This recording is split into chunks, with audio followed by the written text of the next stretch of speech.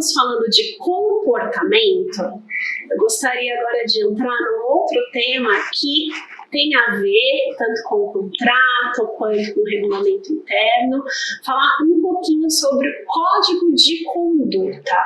O que é o código de conduta, como ele é importante para a aplicação no dia a dia da empresa, para a valorização da cultura da empresa, para a diminuição de questões envolvendo assédios. Então, o que podemos falar hoje sobre o código de conduta implementado nas organizações?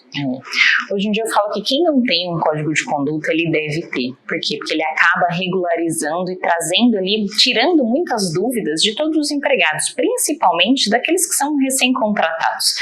Como é que ele vai saber se aquela empresa que ele foi contratado, como ele tem que agir? O que é o código de conduta? O código de conduta nada mais é do que um regulamento, um código que é criado, trazendo especificações ali das condutas que eu espero, de quais são os meus valores, quais são os valores aqui da empresa, o que a gente costuma praticar e o que eu espero que vocês, como empregado, pratiquem também dentro do dia a dia de vocês. E dentro do código de conduta, a gente traz questões importantíssimas e às vezes coisas do dia a dia que as pessoas acham super simples e que muitas vezes deixam de colocar ou deixam de ter um código e às vezes acabam até deixando de aplicar punições ou deixando o empregado, vamos dizer assim, fazer o que ele bem quer ou nem entende que aquilo é, por exemplo, um conflito de interesse. Às vezes a pessoa entra aqui e fala, olha, eu trabalho aqui na área de vendas, fulano está me oferecendo isso aqui.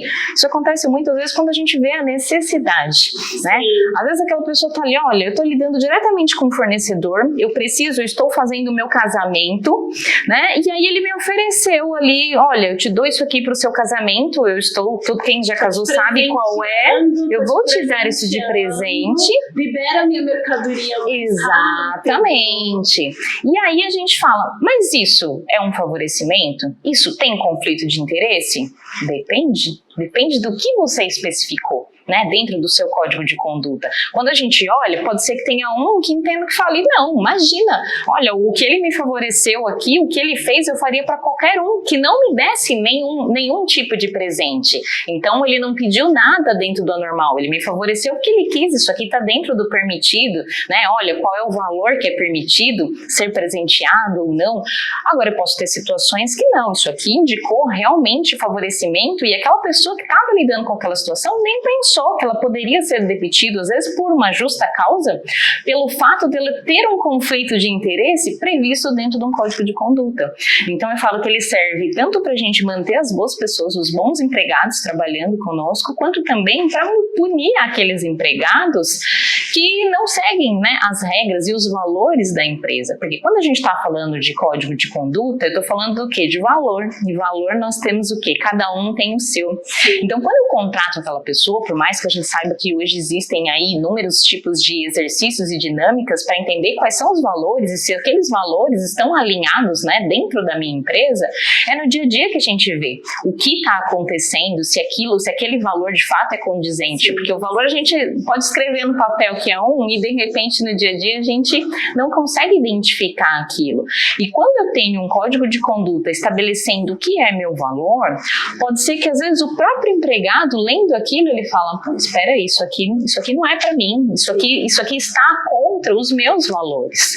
Então eu não quero, trabalhar com uma empresa que não conversa com os meus valores. Então, pensando sobre outro aspecto, quando nós falamos da conduta, dos valores da empresa, então se a empresa coloca lá que é um valor dela, que o ambiente seja agradável, que os superiores sejam cordiais, e aí, porventura, tem lá um gerente, um diretor, um supervisor que trata um funcionário de forma inadequada, que foge do código de conduta, que foge dos padrões da empresa. O quanto é importante esse funcionário ter um canal para falar sobre isso que fugiu do comum, do que foi acordado, do que está no código de conduta. Eu falo que esse é o principal, né, item ali do código de conduta, e que hoje, pensando nessa questão da importância dele, de fato, de ouvir as pessoas dentro do ambiente de trabalho, ele veio, inclusive, a gente fala que é um dos pilares ali do compliance, ele acabou vindo na nova legislação em relação à Lei Emprega Mais Mulheres, que trouxe a obrigatoriedade das empresas também ter um canal de denúncia e falar sobre assédio e treinar as pessoas, né, a respeito do que é assédio, o que aquilo é considerado, para quê? Para que a gente não tenha isso dentro do nosso ambiente de trabalho, que antes era atendido e verificado só dentro do nosso código de conduta, hoje não, hoje a gente tem uma extensão, nós já temos até legislação que nos obriga também a trazer isso.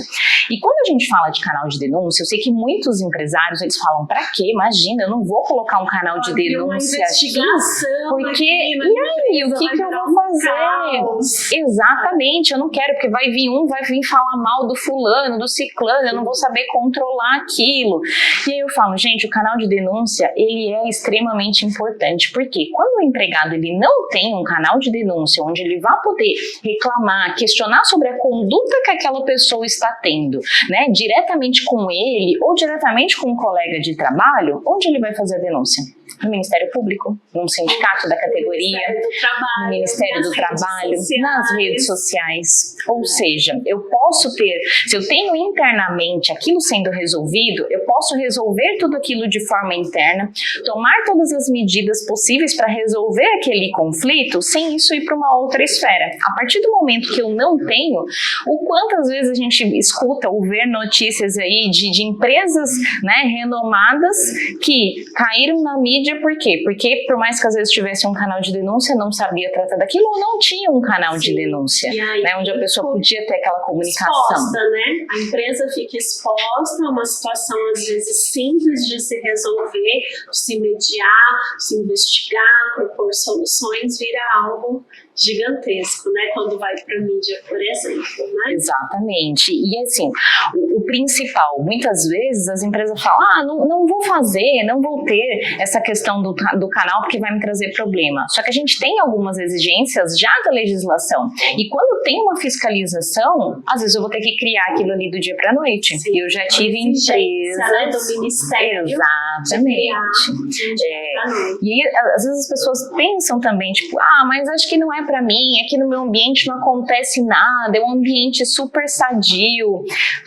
Ok, é super sadio, né? Só que às vezes tem brincadeiras. Sim. E brincadeiras, né, que podem levar ao assédio. Sim. Né? Podem ofender. Exato. Né? Que para quem faz a brincadeira pode ser algo simples, mas para quem recebe, né, aquela fala pode significar uma outra coisa, né, como um assédio, né, que pode virar aí um dano moral, sim, algo passivo de indenização.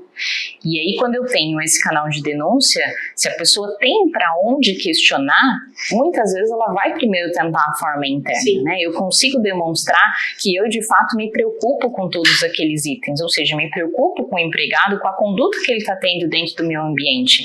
Então o fato de eu ter um código de conduta muito bem elaborado, especificando quais são as condutas que eu espero dentro de cada empregado, dentro da minha empresa, isso muitas vezes evita aí diversas condenações. Por quê? Porque eu mostro que eu fiz de tudo, né, para poder ter aquele empregado atuando de forma com a minha conduta, da forma que eu esperava. E muitas vezes ele não seguiu, né? Por quê? Porque de fato não fazia parte dos valores dele, mas eu consigo isentar a minha responsabilidade, ou muitas vezes, às vezes não isentar, mas diminuir muito os meus riscos quando eu tenho um código de conduta aí bem elaborado, trazendo tudo isso. Eu tenho um canal de denúncia para que as pessoas consigam trazer os problemas dela de fato do dia a dia.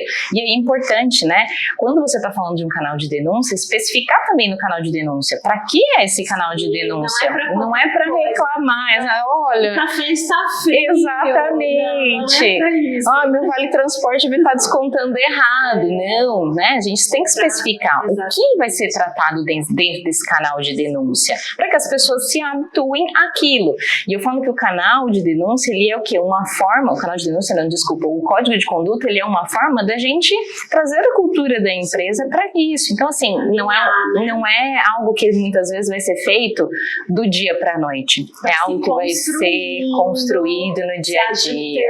Exatamente. Né? Recebendo outras versões. Muito bom.